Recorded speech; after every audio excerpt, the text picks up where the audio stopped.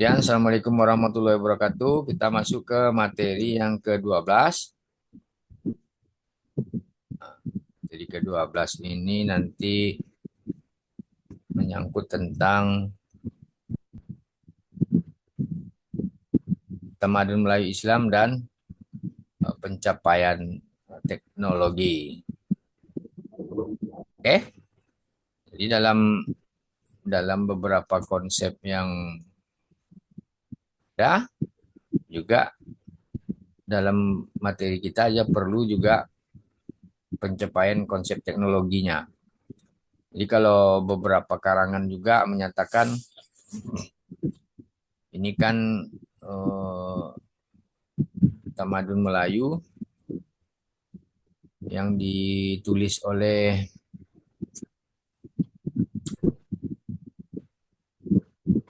eh, Nabihah, Amajid, Nur Pairain, Juperi dan Kamarul Azmi Jazmi juga ini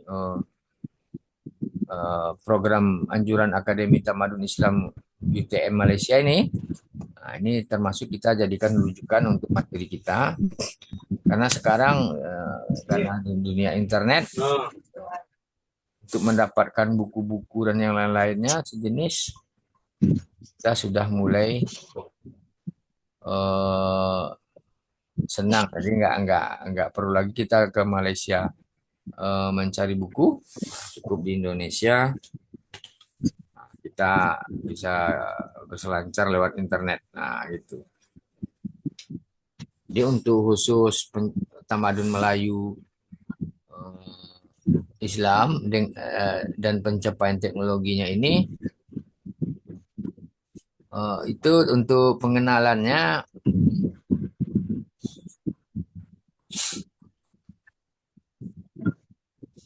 eh, kita akan membincangkan atau membicarakan eh, ke arah untuk penyempurnaan hidup. Jadi teknologi itu untuk kebaikan maksudnya nih. Jadi wujud seperti apa tamadun itu menunjukkan berbagai bentuk kemajuan dari segi bidang teknologi seperti seni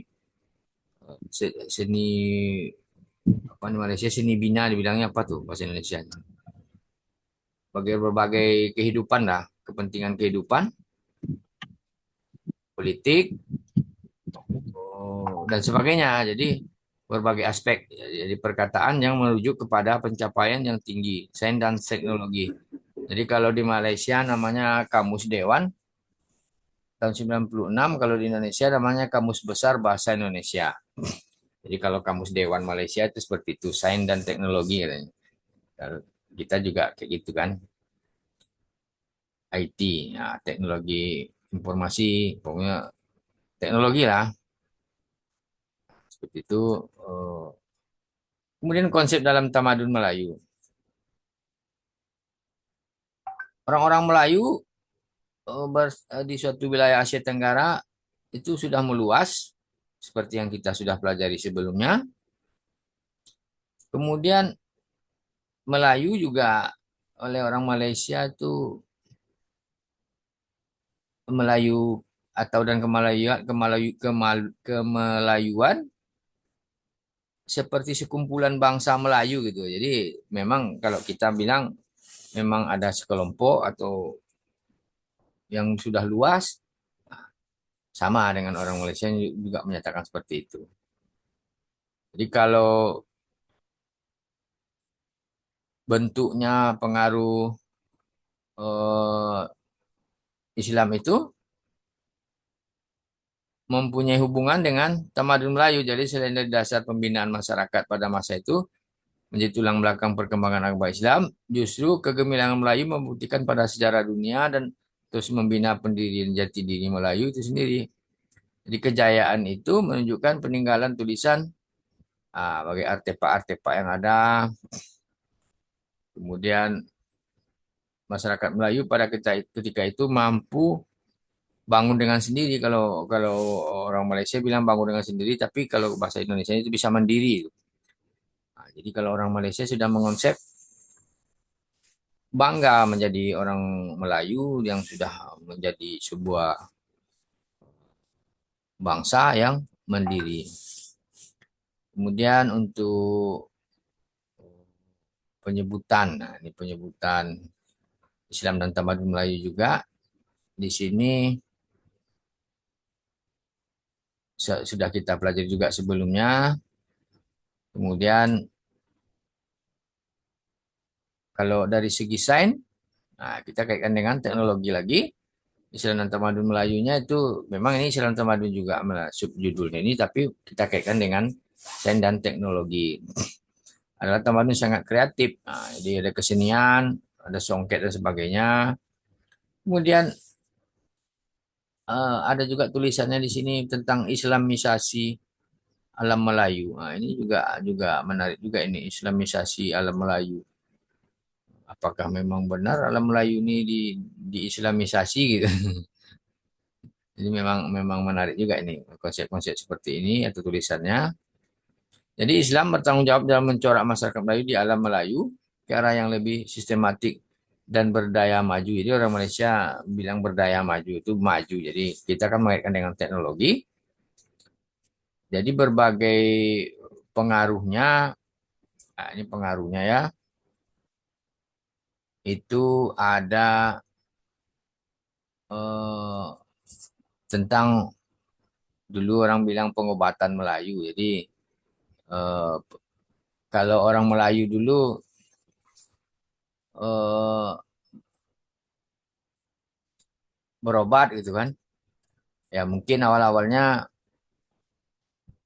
dipengaruhi oleh kebudayaan Hindu-Buddha. Setelah masuk Islam, juga akhirnya dipengaruhi oleh Islam. Jadi di samping untuk kemajuan sains dan teknologi ya sudah banyak orang Islam kalau sakit itu diawali dengan berdoa dan yang lain-lain. Lalu kalau meminta kepada Allah Subhanahu wa taala, jadi perobatan tradisional atau obat-obat tradisional eh, mungkin sudah mulai ditinggalkan gara-gara masuknya Islam. Jadi teknologi masuk di sini. Jadi ada hal-hal yang seperti Bapak bilang kan kalau kita di Penipahan dulu ada sema laut, ya mungkin sekarang jarang sekali kita tengok lagi masih ada, umpamanya ada orang sakit yang parah, ini di Kumantan lah dulu pakai lancang ini ya kan udah jarang kita tengok meskipun masih ada. Kemudian dalam bidang eh, buku-buku atau tulisan-tulisan juga sudah maju. Nah, jadi gara-gara masuknya peradaban Islam, seperti Al-Quran itu kan sebuah wahyu Allah yang sudah terbukukan dengan baik, otomatis orang akan menirunya. Bukan menirunya maksudnya kalau ada sesuatu ya dibuatlah manuskrip-manuskripnya. Manuskrip banyak sekarang, pengaruh-pengaruh Islam ada di beberapa wilayah dan sekarang mungkin ada di museum Sang Nila Utama, bisa ditengok cerita-cerita tentang biasanya tulisannya Arab Melayu. Nah, jadi Arab Melayu itu menandakan pengaruh Arab waktu itu. Jadi tulisan-tulisan Arab Melayu itu dulu banyak. Arab Melayu menceritakan tentang hikayat ini masih banyak. Itu tandanya kemajuan teknologi dipengaruhi oleh Islam. Kemudian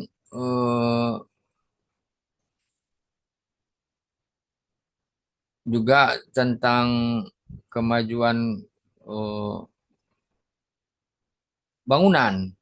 Jadi bangunan-bangunan. Jadi beberapa bangunan rumah eh, kalau kita kan sekarang menengok bangunan-bangunan Melayu, ini kan kalau kemajuan teknologi di bidang konstruksi nih, kalau dibawakan ke zaman sekarang, meskipun sekarang udah bisa membangun rumah bertingkat banyak, gedung-gedung bertingkat, di masa dulu itu sudah banyak juga kemajuan itu di bidang bangunan ini. Kayak eh,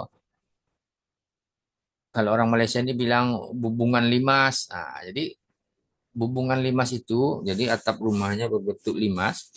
Nah, itu sebenarnya pengaruh-pengaruh dari itu merupakan bagian dari adat atau bangunan-bangunan Melayu yang sampai sekarang ya beberapa tempat itu dianggap bangunan adat mereka. Meskipun kalau di Minangkabau bergonjong, nah, tapi kalau yang di Melayunya ya tidak seperti itu, tapi berbentuk limas.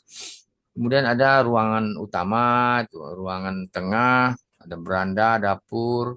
Nah, jadi perubahan-perubahan teknologi mulai masyarakat membuat rumah. Nah, jadi orang-orang kaya dulu pokoknya rumahnya sudah mulai diatur. Ini ruang tamu. Nah, jadi ada peradaban-peradaban yang timbul kemajuan teknologi gara-gara tamadun ini. Lalu ada kemajuan-kemajuan bidang matematik. Nah, di Melayu ya otomatis orang Melayu ya pandai-pandai berhitung juga jadinya kan. Banyak pandai berhitung gitu. Meskipun ilmu-ilmu ini datangnya dari berbagai negara. Mungkin angka-angka 1, 2, 3 yang kita pakai sekarang itu kan kayak itu dari Arab asalnya. Otomatis pedagang Arab juga mengajarkan rakyat kita atau masyarakat Melayu ya berhitung. Nah, itu sudah pasti. Karena kayak Al-Quran, ini ayat pertama, nah, 1, 2, 3 berhitungan. Jadi kalau ngitung barang gini-gini, ya pedagang seperti ini, ya otomatis dalam bidang matematik kita akan lebih pintar setelah berinteraksi dan adanya pertemuan antara tamadun Islam dengan tamadun Melayu. Kemudian sains dan teknologi, memang zaman dulu tidak begitu signifikan, tapi berangsur-angsur.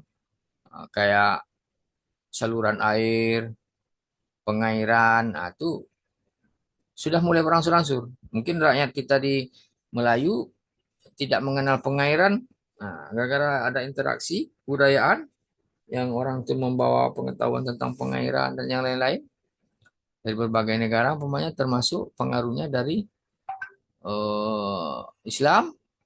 Jadi bangsa Melayu banyak menghasilkan teknologi-teknologi juga waktu itu, ini keahlian-keahlian. Jadi kayak peralatan pertanian. Jadi ada kita sudah pandai buat parang gitu, sabit, cangkul dan sebagainya. Itu berangsur-angsur. Kalau dulu kan masa prasejarah dikatakan kalau bertani menggunakan batu gitu kan, tapi gara-gara ada peradaban Melayu dan interaksinya dengan tamadun yang lain, maksud tamadun Islam, nah, sudah kita bisa bertani, sudah mulai maju. Kayak zaman dulu umpamanya seandainya tidak ada sabit memotong rumput atau memanen padi itu kan sulit dulu. Oke, kemudian teknik perkapalan berangsur-angsur eh, rupanya sudah pintar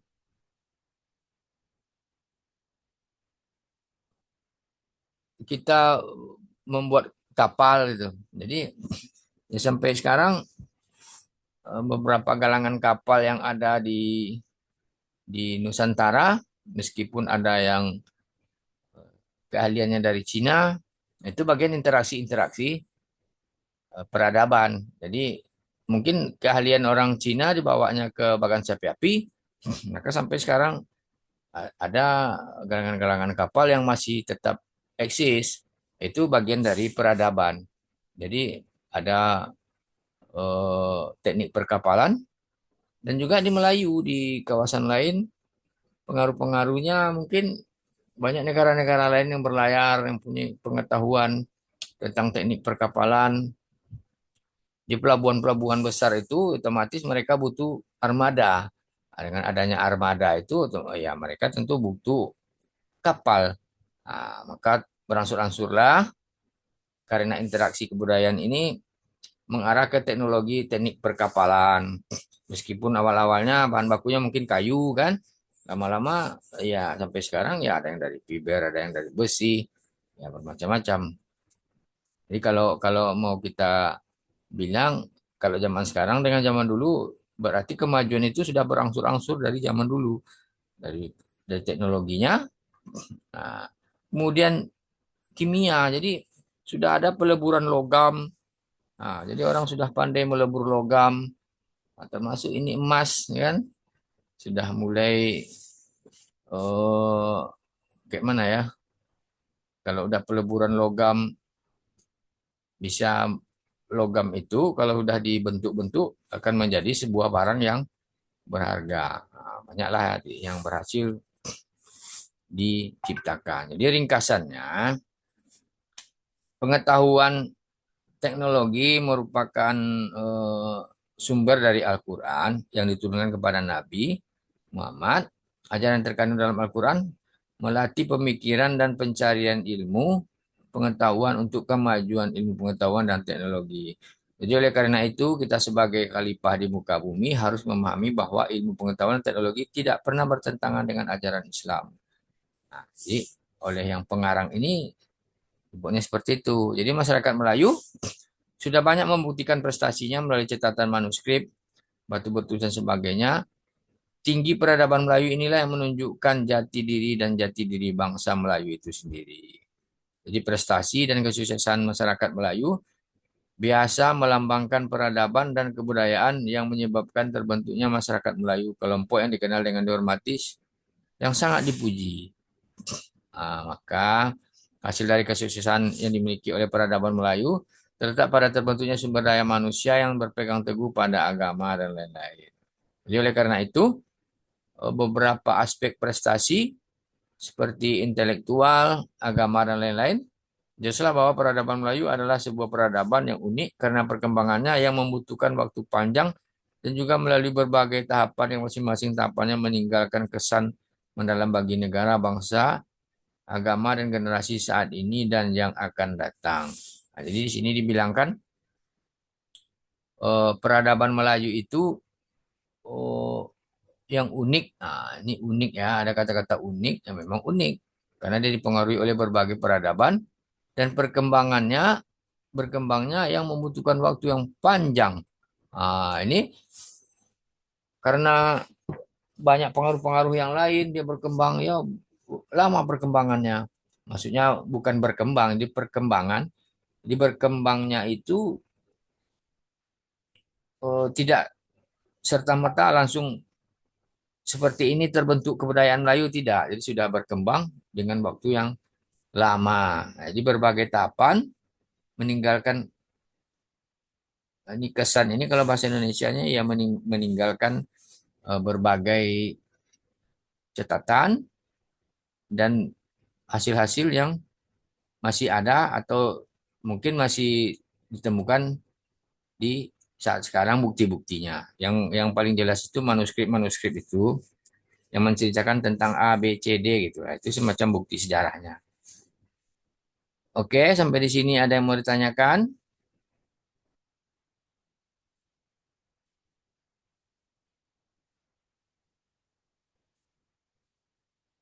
Ada yang mau ditanyakan sampai di sini?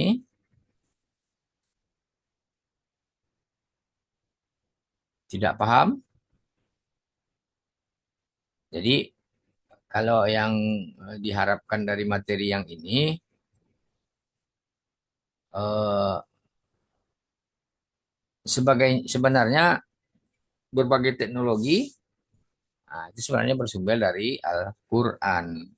Nah, mungkin berbagai kata-kata yang ada dalam Al-Qur'an, wahyu Allah itu oleh sebagian ahli dicarilah pemecahannya apa yang dimaksud oleh Al-Qur'an itu ya ditemukanlah sesuatu yang penemuan-penemuan. Kalau dulu ilmuwan-ilmuwan Islamnya banyak juga kan. Dan negara non muslim juga kadang mencuri Al-Quran ini untuk mendapatkan ilmu itu banyak juga Bapak dengar cerita-cerita Ustadz seperti itu.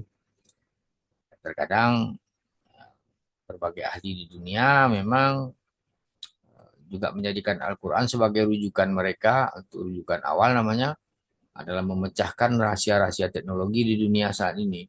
Perkembangan-perkembangan zaman termasuk eh, banyak pengakuan-pengakuan orang.